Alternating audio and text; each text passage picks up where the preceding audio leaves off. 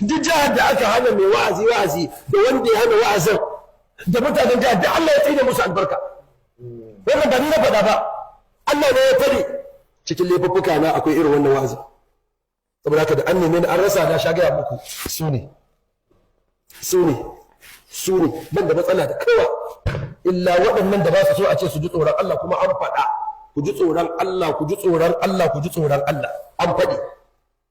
so ake a yi shiru da Allah ya tsine mana kuma ba zai yiwu ba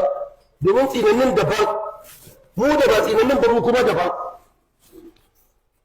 iya abin da Allah ya umarce mu mun yi abin da za mu iya sauran mun bar wa Allah wa man sha'a falyumin wa man sha'a falyakfur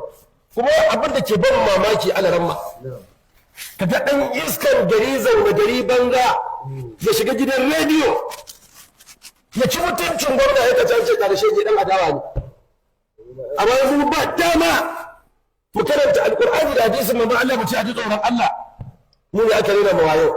to mu ma yan adawan zalunci ne wallahi tallahi mu ma masu adawa ne da ƙarya masu adawa ne da cin amana masu adawa ne da saba alƙawari masu adawa ne da zalunci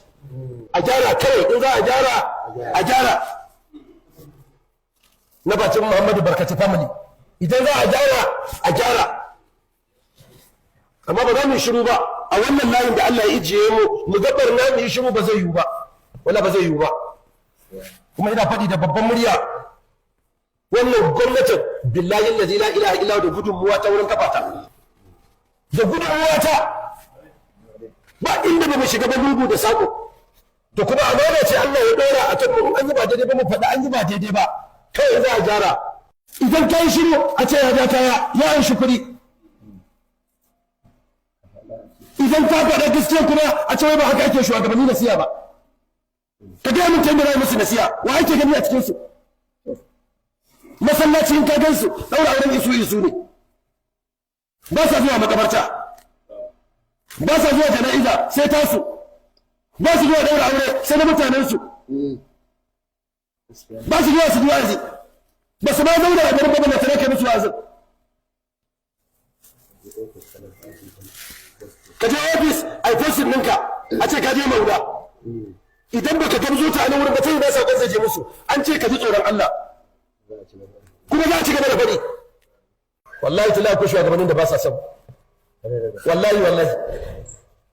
yadda suke da ƙudurin walakanta mu da su da wasu miyagun talakawa kawai kariya ce ta Allah kuma sai kiyama ta tsaye za ku san mu masoyan ku to da sai ya dan danyo gwamnati ne wani yamin tax ya ci mutunci na da ran sai yake so yana nan a waya ko wani ke ga ba hankali da na ba hankalin a guje an ba hankalin a guje shi kenan saboda kai kana jan kaya al'umma na cikin masifa mu gabar nan iri-iri mu yi shiru daga an ce gwamna ya ji tsoron Allah shi kenan waye gwamna who is gwamna kawai da an ce gwamna ya ji tsoron Allah to Muhammadur Rasulullahi sallallahu alaihi wasallam Allah ya ce mai ji tsoron Allah ya ayyuhan nabiyyu taqillah ya kai wannan annabi Muhammad sallallahu alaihi wasallama ittaqillah ka ji tsoron Allah to waye gwamna kuma to waye ba shugaban kasa waye shugaban kasa in har annabi Allah zai ce mai ji tsoron Allah akwai uban da yayi sababa ce mai ji tsoron Allah ba wai ba hankali da na ba hankalin a guje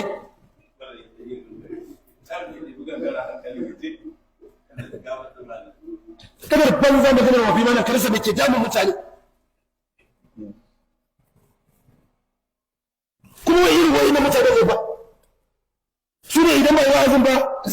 su tasa ku a gaba su ce kun yi shiru zai ta lura ba abin da za ka iya musu